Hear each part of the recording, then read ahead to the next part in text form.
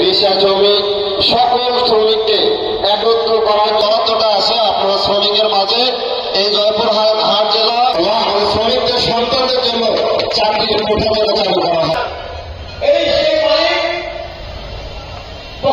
প্রতিহত করার জন্য অনেক ধরনের শ্রমিকদের সাথে নিয়েই আমি করেছি। অনেক পায়তারা করতে কিন্তু সফল হতে পারে নাই। আপনারা আছেন থেকে 300-400 টাকা মজুরের কাজ করে এবং আমি এটা আরো ভালোভাবে বুঝি।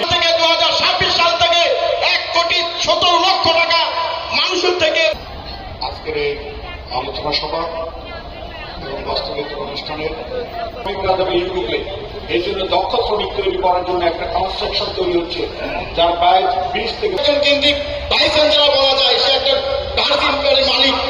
এই জেনারেশনটাকে আমরা কিভাবে আগায় নিয়ে যাবো?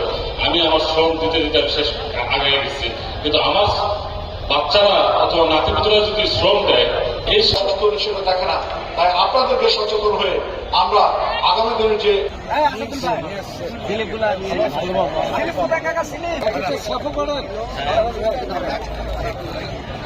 শ্রমিক ইউনিয়নের আব্দুল গফুর।